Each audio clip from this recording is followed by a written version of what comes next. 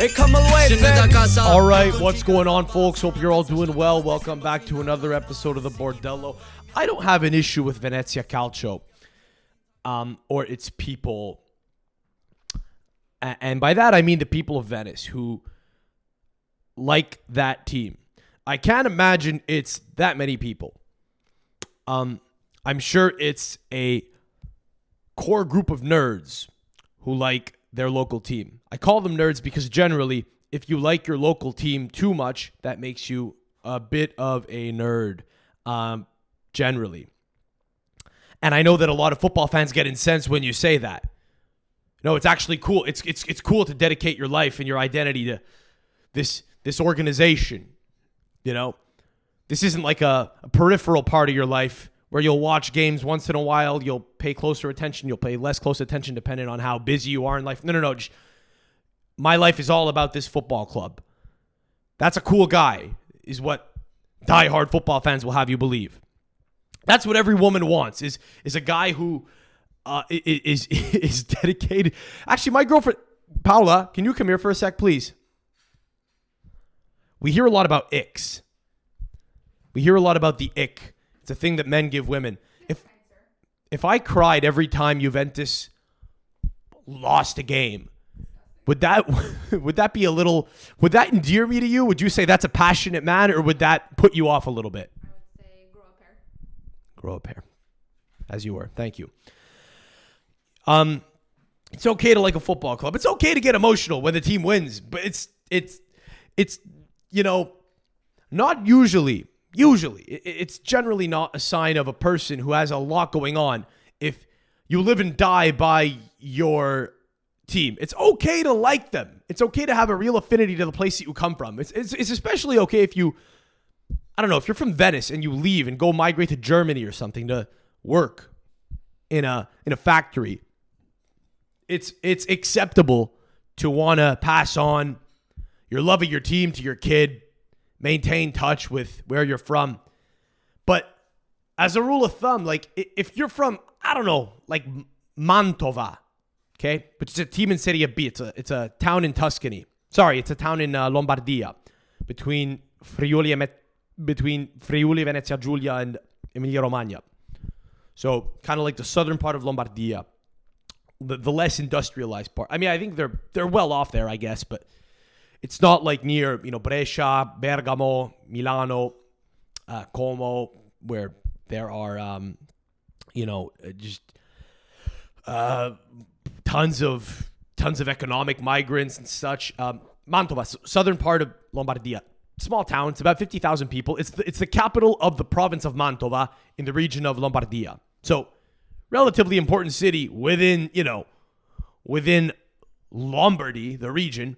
The grand scheme of things, just a fucking town with a fucking club. That's all they are. If you're from Mantova, okay, and you're like so proud of that team that you, I don't know, will post about them every week, it could be seen as a little much, because there is something nice about supporting a lower tier side. There is something in sport kind of cool about, I guess, kind of cool about not supporting one of the big economic powers in your country. But most people in the town of Mantova, for example, probably like Inter Milan or Milan. Okay, it's one of the two. You would assume, and that's fine. That's normal. You're allowed to like a big club. If you like the smaller club that is in your town, not like you kind of pull for them and you want them to do well and you pay attention, but like you're a diehard. You go to every game. You have season tickets. Okay? You live and die by them. You stick your nose up to anyone that supports a bigger club. And you'll cry if they go down to Serie D. You're actually allowed to get really upset if they go down. I mean, you can be frustrated, but to follow the trials and tribulations of a club to that extent, you're allowed to do that, but it kind of makes you a person with less going on. We do need people like that just live in their town, that like their town. That is actually good for society. But in general, you will have a large cohort of people that support like one local, smaller football club, okay, to a really intense degree that are kind of, that kind of need to grow up a little bit, okay? It's just something I've observed. That's my opinion. I feel that Venezia is kind of one of those clubs. It's, Venice is a historically very important city. A very important city. It was its own republic. They have their own kind of like peculiar dialect of Italian, and they're proud of that. They're allowed to be.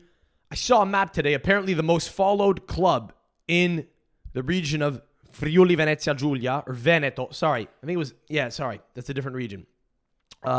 In fact, I'm going to correct myself here. I think Mantova is in the southern portion of Lombardia between Emilia-Romagna and Veneto. Probably not Friuli. It doesn't fucking matter. Doesn't matter. Look, if you're in Veneto, according to a map I saw, I don't know if I'll overlay this or if I'll have time. The pod's fucking late again this week. I may just fucking pump this out without an overlay. But I saw a map of the most popular club by region in Italy. So naturally in Piemonte, it's Juventus. Then in the south of Italy, it's Juventus, except for Sardinia, where it's Cagliari, and Campania, where it's Napoli, and Lazio, where it's Roma. Then you have Fiorentina and Tuscany and Sampdoria and Liguria. And then the rest of Italy the rest of the north is Juventus in one little corner, and the rest of like the entire eastern northern block of Italy is all Milan and Inter. Most people in the region of Veneto, okay, probably are fans of Milan or Inter. And I would assume that those people who have had a great time watching football, they've seen their club, okay, make and win Champions League finals in their life. They've had a great time as a football fan. Not necessarily living and dying by the team. They watch the game once a week, and that's it. They don't have this weird, like, political affiliation with the club, like you'll see in Buenos Aires, where it's like, we're River Plate, however the fuck they say it, right? Somos River. Ustedes says Boca. Politically, you're the working man. We look down on you. We're River. We look down on you. We're upper class. And then Boca looks up at River and says, we're of the people. You guys are, aristocrats. Gel your hair, tailored suits. We get our hands dirty. There's no like weird, socio-cultural or socioeconomic, undercurrent. If you're a person in a region outside of, where Milan is, okay, if you're in the Veneto region where the city of Venice is, and you like Milan or Inter, it's for footballing reasons and that's it. You watch the team and that's all. You would assume that a lot of the people in the city of Venezia probably aren't even Venezia fans. I would assume. I think the city probably has people that follow the team relatively closely, but I would suspect it's a lot of fair weather fans. And those who really like the club are just local kind of maybe incel guys. Maybe. Mostly. Largely. A chunk of them, let's say. And that club's been... Okay, so Venezia as a club has been getting, like, completely whored out over the last 5 years. That club has been passed around several creative directors, and it's been passed around between a couple of different ownership groups, and they've all tried to like impose this vision of Venezia, the club, as being this global power of a club, not because of like football reasons or because of the fact that they generate much economic revenue through football, but because Venice is a historically important city, and therefore it's a city where, people will have interest in maybe coming to check out the team, and also, I guess if ever in town, but also given that, Venice is a historically important city, I suppose in some way it was seen to have like a cool brand name. And as such, it was marketed like it was inherently cool. Now, in doing that, what you wind up creating is you create a product for people who are insufferable is what you get. Anyone who buys, into the vision of a marketing creative director, hook, line, and sinker, just buys it wholesale, drinks the Kool-Aid, is kind of a bit of a loser. The coolest thing to do is to always, under all circumstances, rock like an old tracksuit that your dad passed down to you from whatever fucking little town you're from. That's the coolest thing you could do. That's not an Italian thing.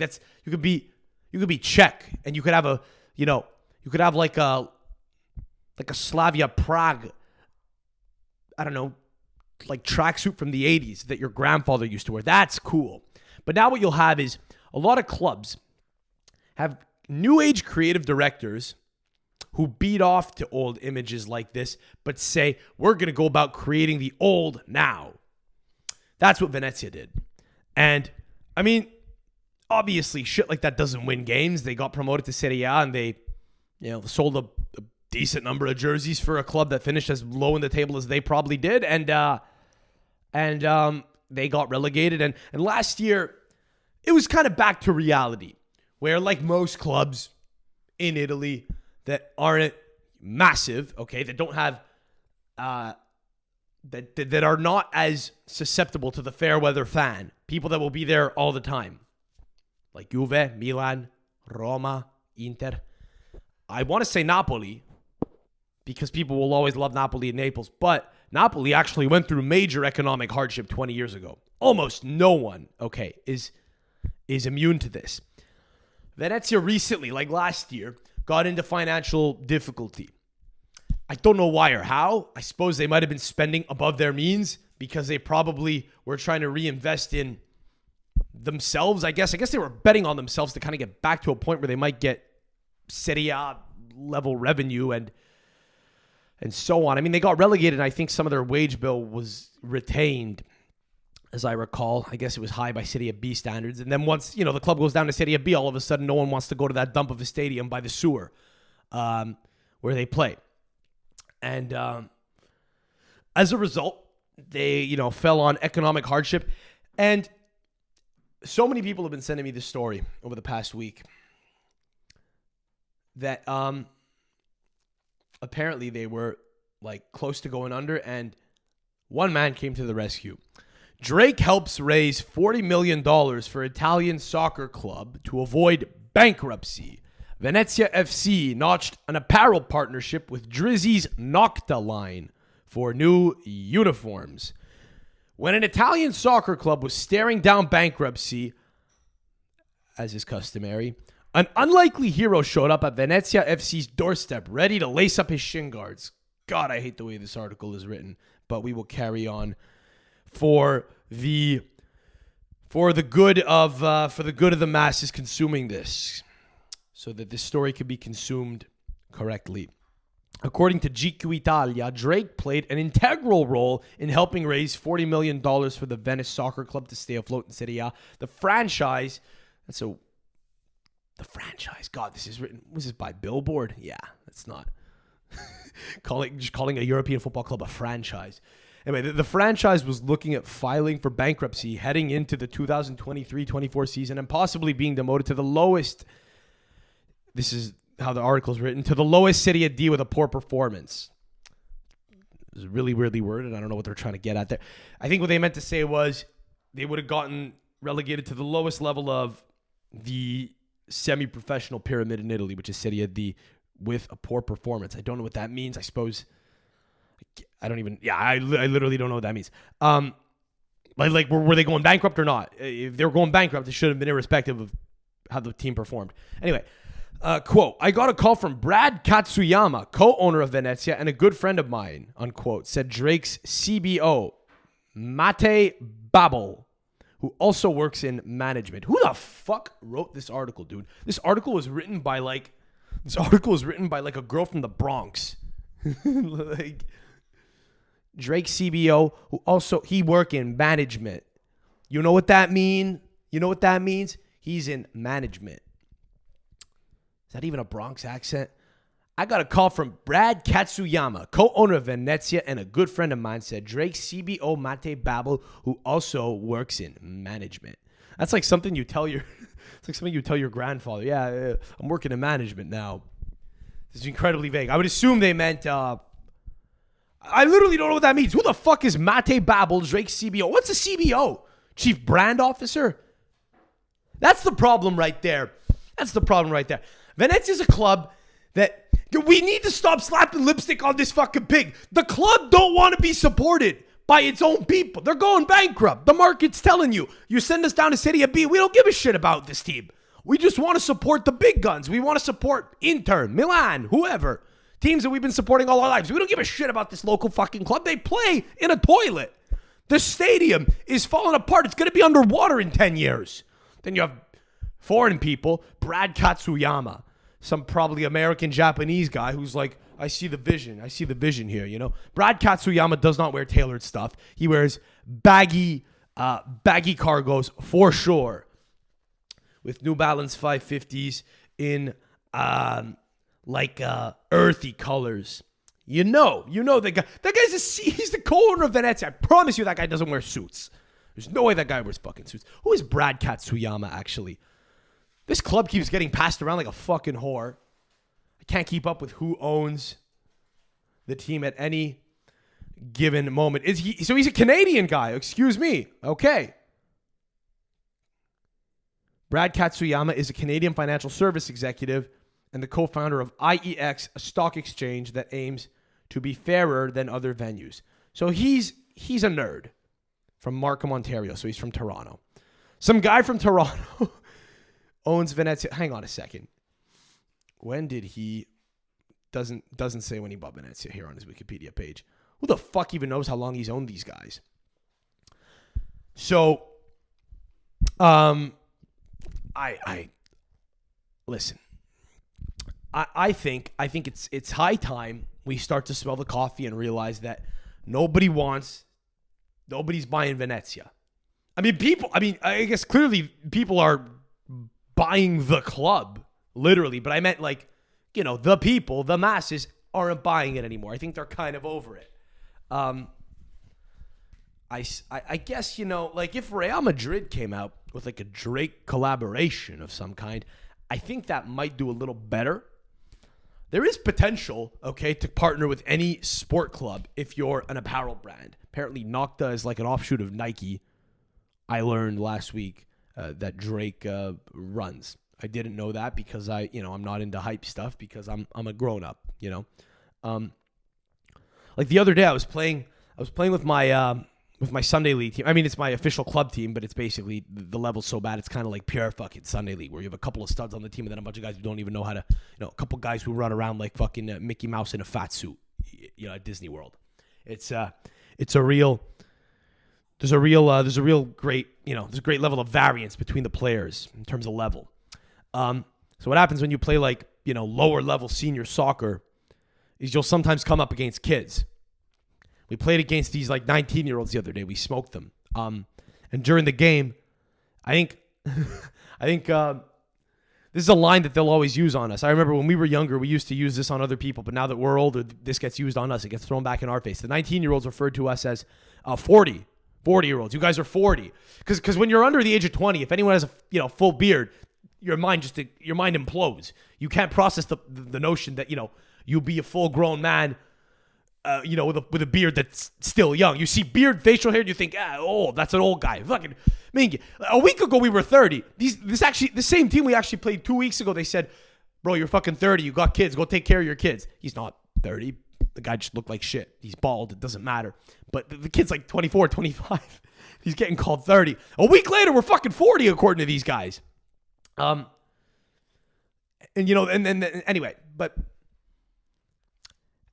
say that like it's an insult is not necessarily a bad thing because if, what they don't realize is if we really were 40, we would have a better shot with whatever women they're trying to get with. It would be a little icky, if you're 40 and you're going for a 20-year-old woman, but it's like shooting fish in a barrel in that they're stupid. Women develop faster than men mentally, and at 20, they're more mature than men are, God knows. But even then, they still generally have to come in their own. There are a few, I guess, in any sample group, there will be, random 20-year-olds that are mature beyond their years or that are poised or that have it together. But generally, they're still basically children. One of these kids at one point is talking about how he just wants to go home and play Rainbow. I said, kid, I got no idea what that is. He couldn't believe it. I still don't know what it is. I think it's like a Minecraft thing. I'm not sure. I told him, buddy, I got goals in life I'm pursuing. You know what I'm saying? Like, what? The shit's different, in the 8 years between us, you do a little growing up. That's who hype stuff is for. That's who Drake collabing with Venezia is for. Drake collabing with Venezia and you getting excited about it means one of two things. You're either young, you're a child, or you're old, but you have the mentality of a child. You don't own equity in anything. You don't have property. You probably rent somewhere in like a hipster Brooklyn type neighborhood, and you wear beanies a lot with a beard. You'll go out to dinner with a messy ass beard and street clothes that run you hundreds of dollars. That's who this is for. I don't think you can build a business on the back of, that demographic. And I say that because they tried it 30 years ago and it didn't work. The creative marketing guy, the director, fucked off to some Greek club where he's trying to, sell kappa to them. That's all that guy used to do. Ted Philippakos, the Greek guy who used to run Venezia, who I had Twitter beef with like 2-3 years ago, which is why people are sending me the fact that Drake bought into Venezia or organized some kind of ownership, takeover. I don't know, some kind of fucking financing campaign, some GoFundMe thing. I don't know what the fuck he did. That's the reason why people are sending me this, is because I have history with the club. But really, I have history with one guy who now has fucked off and, probably, I think he ran some kind of like marketing think tank in New York. And all you're doing, if you're a marketing guy, is you're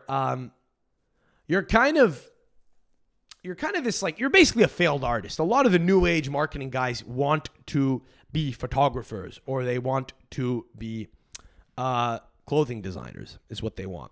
But that's hard. And so they work for a company and they kind of, create a vague kind of storyboard of what they want the club to look like. And they say, here's the story we want to tell. I think I've talked about this in pods past, how, if you buy into a marketing guy telling you, here's the story we're going to tell with this jersey launch, that kind of makes you a bit of a fish to get excited about that sort of thing. And I do get it. Sometimes I'll see stuff. We like shiny things, okay? That's why we like gold. We see things. Ooh, shiny. I will see, like a body Coq Sportif shirt sometimes, and my dick will get a little stiff. I get it, okay?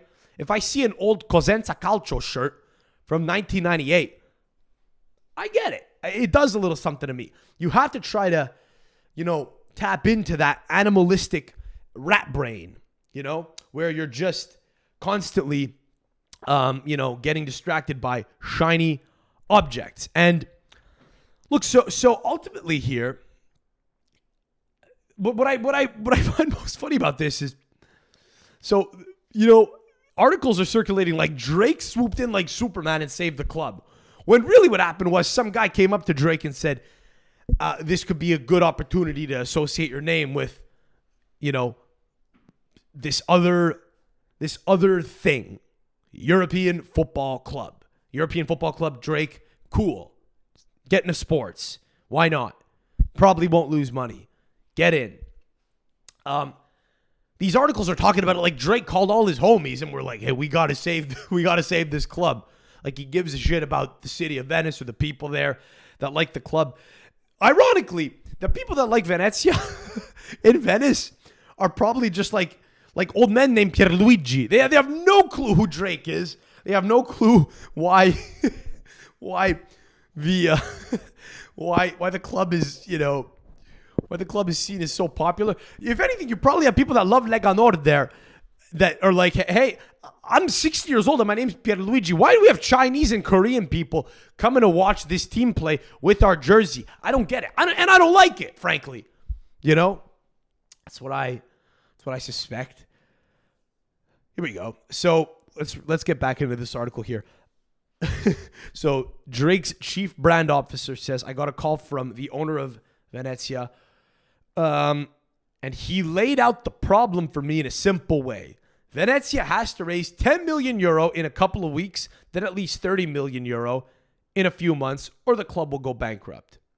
Babel gave Drake a call, and the ball was immediately rolling to help Venezia FC get back on its feet. It only took 2 weeks to raise the money needed to hang up the phone on bankruptcy, thanks to Drake and his team mobilizing efforts. I love that they talk about Drake like he's fucking on the phone, like he's the one mobilizing the entire initiative, as if he wasn't just pitched and told, hey, these guys need money. We could probably make their jerseys. You down? Yeah, I'm down. Drake doesn't give a fuck, dude. Drake is trying to bang barely legal women and gambling and smoking shisha all the time. That's all he's doing. Drake's not out here calling people he knows, and trying to propose them business stuff. You want to know how this works?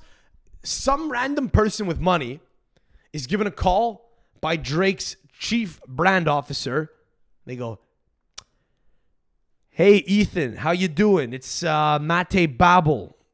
I'm Drake's chief brand officer. And then the person all of a sudden, the rich person being called, is thinking, oh my God, Drake's guy's on the phone. I'm on the phone. He's telling his wife or his girlfriend, I got fucking Drake's guy on the phone right here. And his wife's like, oh, that's really cool about Drake. I mean, he's fucking, you wouldn't think it because I'm dating you right now, Ethan, some 5'7", rich Jew with a trust fund. But I mean, Drake, he's who everyone wants. The only reason I'm not with Drake is because I couldn't possibly get in with him. I don't even know how. I don't even know how I would get in with him. Ethan, you have to take that call. That's how it works. You understand? People make calls on behalf of Drake, and I don't know. It is the fun thing about Drake is he has created like a very, honestly, it's actually not a bad. Here's why it's not a bad idea for Drake to get into Italian football in particular. And to say get into it it's a stretch. He's uninvolved. He's silent and he put up a little money, I suppose. But because notice, Drake has not made a single quote on this, but because his name carries weight, articles get printed, where they call him the sixth god, literally. GQ Italia continues to report that the $40 million came from a group of North American investors and heavily credited the six gods' involvement. The new ownership crew formed an operating committee, quote, to oversee the strategic direction of the club, unquote. I mean, the strategic direction of the club should be win fucking games and make Champions League revenue. That's it. If you could do that, you're fucking flying. Do what Sassuolo did, and you will be in top shape. Now, Sassuolo's jerseys look like shit, but they stuck around for a little while. They created a football culture in that town. So I don't, here we go. Brad Katsuyama said, Drake's value to any football club is undeniable given his scale as a global superstar and the reach of his brand. That's all the world is now, is people name associating names with things, names with ideas, names with brands. It's, hey, did you hear about Venezia? That's the Drake Club. But again, it is kind of appropriate that Drake be involved in Italian football in some way, because Drake's a guy whose entire life is kind of like lived off this whole hedonistic, way of doing things. All he's ever doing is deriving pleasure. He's got like a passion fruit drink in hand at all time, and he's gambling. Okay, so he's getting drunk, he's smoking, he's gambling, he's getting his dick sucked. I mean, and then he's got like a team around him, so that feeds ego. He's got fans, adoring fans, that are always, that are always fucking trying to take pictures with him, trying to get in with him, buying his merch. I mean, this is all good for the ego. He's constantly being fed with these dopamine hits, and in some way that's kind of like Italian society in a nutshell. And I'll explain why. Because ultimately when you think about some of the most Italian men ever, who's the most Italian guy ever you could think of? Arguably, it's Silvio Berlusconi. Arguably. Okay. Because why is Silvio Berlusconi the most Italian man? Well, because I guess above all else, he was a showman. He was a showman. Before he went into politics and before he made a lot of money, he was like a crooner on a ship, on like a cruise line. That's what he did for a living. And he was he was a stylish guy. He was a playboy. And he wound up creating a business model that kind of wound up forging the new Italian identity of being flashy. Italy's a very hedonistic society. People in Italy live in a very hedonistic way. Everyone in Italy is trying to be a sex symbol at all times. And, that doesn't necessarily lead to or create substance. It doesn't. The two could coexist. So like Luigi Laudo, who we discussed last week, is a sex icon. Now he has substance because he actually knows what he's talking about. He has a good palette for clothes and apparel and wardrobe and so on and accessories. He is very good at that. He's very dedicated to it. But, the persona that he puts out online is, I think, one that respects his craft as a tailor or as a guy who puts together outfits and such. But, it oozes sex. So if you notice, every guy on Instagram that posts from Italy tries to talk like Rocco Siffredi, the porn star. Okay, Max Mariola. He whispers. Stiamo facendo quella pasta. Stiamo facendo quella pasta. And it's like, put your dick away. You know what I'm saying? Like, all you're doing as a content guy in Italy is you're trying to get like thirsty middle-aged women's pussies wet. That's your goal. Now Drake's kind of doing the same thing, but for stupid, retarded young women. Okay, and I do think Drake individually is actually a smart enough guy or an intelligent enough guy that he's able to hold conversations with like smarter people, like a lawyer, for example. Okay, but I know lawyers, people that have literally studied, okay, medicine, law, that still kind of wish they could just be Drake's wife. It's odd to explain. I don't know why or how, but there's something about his aura that they're still into. But typically, the people that will go for... So by the way, so in the hypothetical I gave before, Ethan's wife, okay? Ethan the Jew and his Jew wife, okay? Not that that's actually... I mean, Drake's actually also Jewish, so it wouldn't really be that much of a fucking stretch for this lady. But Ethan's hypothetical wife, okay, if she's just a regular Jewish American princess who wants to sit around, and I get that Ethan doesn't exist, but he does exist. There's tons of people like Ethan in Toronto, okay? Just random trust fund Jews with a wife who wants to be with a regular stable Jew with money, okay? That person, that lady, although you wouldn't think it when you look at the guy she's with, okay? Some regular short, nerdy looking guy, okay? Who wears like kind of ill-fitting suits. I mean, she would love to be with Drake if the variables were, if all the what do you call it? If all factors could enable it, she would definitely go for it. Most women would, a lot of them would, but he tends to so Drake's an interesting character, right? Because he's kind of who everyone in Miami wants to be like or wants to be with. Okay, so if you're a guy in Miami, you rent a car, top down fucking Collins Avenue, playing Drake, thinking you are Drake. Women look at you and they say, well, ideally I would fucking get with Drake, but Drake's not here, so let me look at this guy. Maybe this motherfucker will buy me a Birkin. That's why Drake's whole thing is he just literally, the only way that Drake gets laid, okay, is by writing about how he buys women shit. And so he gets trashy women to give him, whatever he wants, But these are not high value women, arguably, right? He had a kid with a porn star. I think he was ashamed of that, Now, how do we link that to Italy? Every content creator in Italy, right, lives in a really hedonistic way. I mean, again, most Italians kind of live in a very hedonistic way where it's like, hey, pleasure all the time. Work, less. Let's go on holiday, take a month off per year. Let's go travel places without saving money. Let's just spend all the money that we have on fucking going to this place and buying expensive drinks and expensive food and wearing expensive clothes. Pleasure, hedonism, doing nothing. Okay? These people live, they try to be as flashy as possible, and then they die, okay? And even people who are running successful businesses understand that the way to get people to pay attention to them is through over-sexualizing and through flash, okay? There's this other guy named Giuseppe. He's a Neapolitan fucking cook. He runs like, or a chef. I don't know. He runs like a fish restaurant. I think it's literally called Innovative Restaurant. I think his name is like Giuseppe Sciacciata or something like that. I'm fucking it up, but it's close to that. Okay. This guy basically goes on Instagram and shucks oysters and cuts up shrimp, and then he just fucking shakes it at the camera's face like it's a cock, and he goes, shh, shh.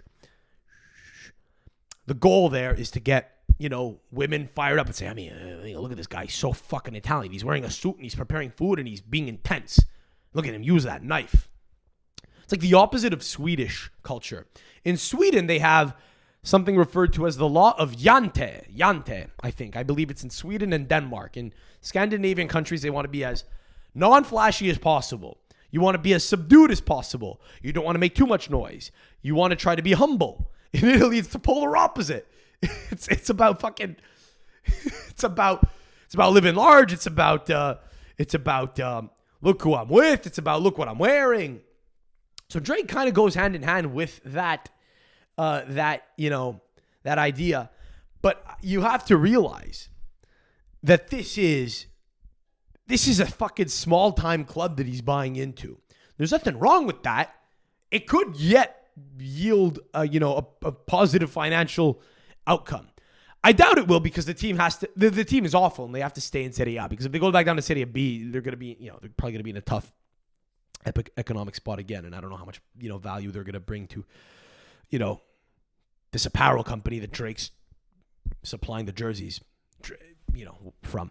I'm saying Drake is supplying the jerseys himself. Again, whatever fucking company Nocta is, okay? This offshoot of Nike that's supplying the jerseys. That deal's probably gone if they're in Serie B, okay? Paula, stop eating fucking chips! I smell it! I'm eating guacamole. You're eating guac. I made guac. You made guac? Yeah. God damn, dude. I'm fucking fired. Paula put me through a tough afternoon because I had to drive her to the spa after work, and I wanted to turn somewhere, and I knew it was the right way. And she said, "No, follow Waze." There's this thing that happens when you start dating younger women, where if you're a young guy, they don't respect you because you're not their father. Paula only listens to her father. If her father had said, "Paula, I'm going to turn here. Leave me alone. I don't care about the machine," she wouldn't have said anything. If I had turned, she would have said, "No! What are you doing?" So, I hear her. Is that what happened the other day when it was like 1 a.m. and I came home late and you just heard me eating cereal? The other night, I got back at like 1 or 2 a.m. and I had barely eaten that day and I was starving and I decided to cheat a little bit and I ate protein cereal and I thought, well, she's asleep. There's no issue. I could eat no problem. If I'm asleep, a burglar could break in. I won't fucking wake up. So I start opening the cereal and I pour out a bowl for myself and then I try to fold it up. And ever since I moved out with her, I've been instructed to use like these little clips so that no air can get into, bags of goods so that they don't go stale. And at one point, out of nowhere, our bedroom door just rips open. She's standing there like Chucky in the doorway, dimly lit, hair all fucked up. And she goes, "I think you might have had a retainer in it." And you go, "All I hear is fucking chewing and crunching." And you went to the bathroom to pee. And I was just standing there with my glasses like, boop. I was like a gopher. You ever see? Yeah, people can't see it, but basically like just a gopher coming up from a hole, like boop. I look like I got. She's saying I look like I got caught doing something I wasn't supposed to be doing. Well, to be fair, I also didn't want to have a conversation with you because I didn't want to wake you up. So I thought I'm not going to argue with you now. I was like, yeah, she's fully right. Like I There was a bag just crunching. I was crumpling up a bag. Pal, there's no microphone. People can't hear you. It wasn't one bag of cereal. It was the whole counter full of snacks. It wasn't one bag of cereal. You emptied the pantry. You don't have a microphone. So anyway, I don't know, dude. Like, I'm sorry to say it. Like, it's so cheap to just say, yeah, our club's aligned with Drake. I guess if he gets you the money you need, who gives a shit? But to say, yeah, we want to align our club with Drake. Drake had his dick out 6 months ago on fucking on Reddit. Okay? Drake will never know the kind of relationship that I have with her. He'll never experience that. He'll never have a relationship where he's driving and she says, don't turn here, turn there. Listen to the machine. I'm calling my father. I have no air in my tire. You're useless. Let me call my father. I don't trust your judgment. It's another thing that happened yesterday. Yelling about snacks. Like, that's normal, healthy human behavior. Drake's like on another planet. He's just some guy who's always just stimulating his, I don't know, the fucking part of the brain that deals with pleasure. So good luck to them. I mean, good luck to them. I don't know. I would love it if I could just live in a world where I no longer have to hear about Venezia. Like, I don't give a shit what they do. Why do they have to keep doing things where I have to keep looking at it and going, ugh, you know?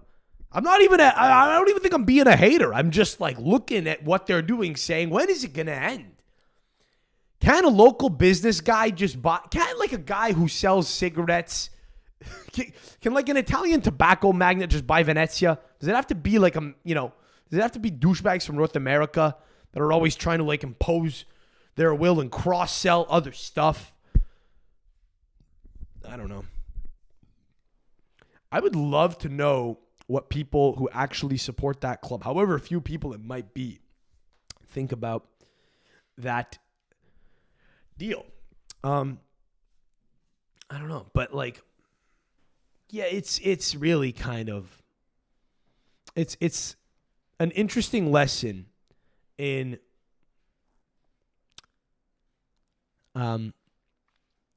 being I don't know, what's the fucking term I'm looking for here? The way that the Swedes go about life following Jante's law. Okay. Let's just call it a lesson in decorum. Okay. The Swedes have a little bit of decorum and discretion. Discretion is a better term. I think there are actually people in Sweden that go against that norm. Zlatan did in many ways, and that's why he caused controversy in his homeland. But, you could just be like, you could be some douchebag from Sweden who fucking is flashy, tattoos, is heavily influenced by American culture. Those people are out there, man. Make no mistake. There are people in Europe that like want nothing more than to be like, from Atlanta. Those guys exist, but I think they're kind of shamed socially. They're not looked at positively. And, I don't know that a club like Venezia needs to be necessarily making a ton of noise. You just need to be there. You just need to be there. You don't have to try to be cool all the time. Yeah. I like when PSG had the Jordan kits a couple years ago, that felt okay because they had Neymar on the team. You know what I'm saying? They had like it was a global, a global magnet in the, sports apparel world, working with a club that was the epicenter of fashion, the biggest city in the biggest city in Europe, or one of, with like a global superstar. I mean,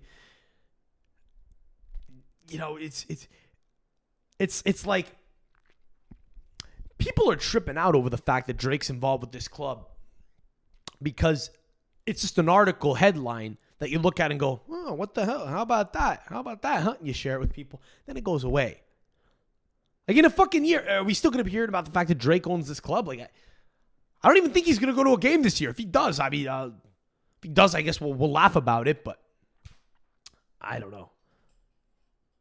That's all I got to say this week. That's all I really want to talk about. I don't know. And several people sent me shit about Venezia and said, what do you got to say about this? And I was like, I really don't fucking want to talk about them, but I guess I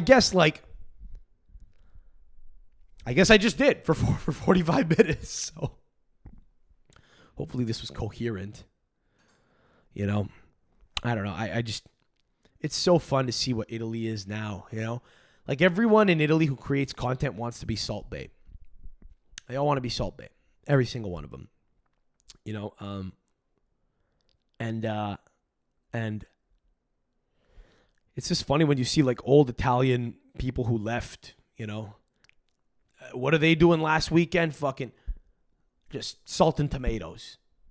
Literally, just it's the end of the summer. Tomatoes were harvested around here.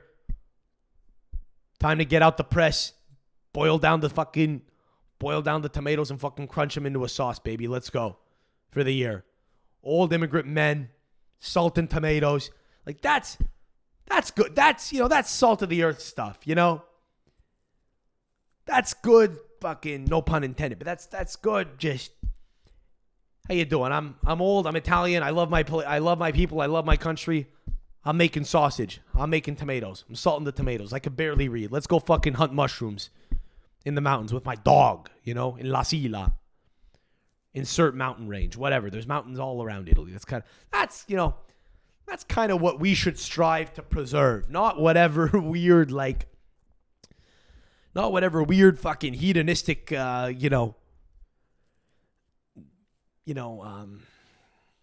tendency we tend to have now as Italians in Italy it's flash. It's let's go to this place and let's get a videographer for our gender reveal. You know what? Matter of fact, I only want to see guys like that play for the Italian national team going forward. I'm over guys like Mattia Zaccagni and Chiara Nasti. Okay. Fucking coming home from the hospital. They already named the baby. Lazio's posting pictures. Auguri, fucking Dea. They already have the kid name. They sent out a press release. They drafted a press release for when this kid will be born before the kid was born. You know, giving him the number 10 shirt because it's, you know, they want to keep the Chiara Nasti marketing machine pumping. They think it's, I don't know, they think it's valuable to be a fucking associated with that. Like, give me, what's his name? Brescianini, that new guy from Atalanta who Conte tried to sign at Napoli, who used to play for Cosenza 2 years ago. 2 years ago, that guy was at Cosenza, fucking playing every game, not really doing a whole lot, other than just put in solid performances in midfield, and nobody thought the guy was going to do anything long-term, probably. They just thought, yeah, he's a solid player. Maybe he'll fucking play in Serie A one day. And now he's, you know, in my opinion, he's 2 weeks away from getting called up to the Italian national team, goddammit. Like, he's just a blonde guy who nobody knows about, who has no tattoos. Call him up, you know. I'll bet you he has a dog and he has a grandfather who likes winemaking. That makes me happy, you know. I need guys that are a little more subdued. Barella could stay. I like him. He has a winery. That's cool. That's good. I don't want the stupid flash anymore. Guys like Lorenzo Insigne, they could stay in Toronto. I don't need them anymore. I mean, he's been out of the picture for some time, but fuck him. Don't need him. Don't want him. The hell with him. Bye. See ya. Ciao. I want Federico Gatti in the fucking Italian national team right now. I want a guy who was laying bricks 4 years ago. That's what I want. That's what we need more of. I'm just gonna start espousing like far right ideas on the pod. Like, yeah, Italy needs to be a country of fucking good good blokes who work the land. Good blokes who work the land for the country, for the fucking motherland. That's gonna be an idea that I espouse going forward. I want to look at a guy and say, can that guy put in a little bit of work in the fields? I feel like Riccardo Orsolini is another guy. These don't only have to be like, you know, fucking Brexit style players like Federico Gatti. A guy like, you know, Riccardo Orsolini, who's like a good skilled player. I like him. He has a good look to him. Boom. Not flashy. I never hear about him. I feel like he's a good boy. You're in. You know? Zaniolo, out. Neck tattoo, no good. See ya. Cross tattoo, don't want to see it. I want to see a guy who goes to church every Sunday and doesn't tell anyone about it. I want Matteo Pessina back in the team. Basically, I want fucking the Italian national team to be like Monza. Okay? I want the Italian national team to look like what it would have looked like if Silvio Berlusconi were still alive and he were the one selecting who he wanted to be on the team. As few tattoos as possible. And, yeah, I don't know. As little flash as possible. So basically every player from Naples is out. They're gone. they can never come back. I don't know, man. Giacomo Raspadori in. Matteo Retegui, I don't know. Maybe verdict's out on him, but I say fine on the basis of, like, you know, looks, and I'm all right with him. I'm all right with him because he talks about his abuelo a lot. So that I'm into. We're going to wrap this now so we can get this episode out as soon as possible because I know it's late. I'm sorry. We'll try to be on time next week. If not, it'll be here. It'll be here. Listen, we have other like bonus pods that have come out. I was on 2 Drink Minimum the other day with Pantelis and Mike Ward. That's out now if you want to look that up. That was a cool thing because it was filmed live in front of people. I was very nervous before he filmed that. I had no clue until like an hour before that we were even going to be filming that episode. So I was kind of like a deer caught in the headlights, and I was just trying not to overstep the entire time. If you look, I'm just blinking like a motherfucker, nervous as shit. If you want to go back and watch that, I believe it's episode 360 of 2 Drink Minimum. It's an hour long. It's fun. There were some good laughs on that episode. It's, you know, it's kind of their style of show. It's a little bit of a different vibe to what you get here, but, you know, it's a thing I'm on if you're so inclined. If not, I'll see you next week. Subscribe if you're new. Toss a like on this bitch. Leave a rating on Apple if you haven't. If you're listening to this now in your car, text and drive. It's okay. It's fine. Just pick your phone up. Give me a 5-star rating. Thank you. Love you. Alla prossima. Ciao.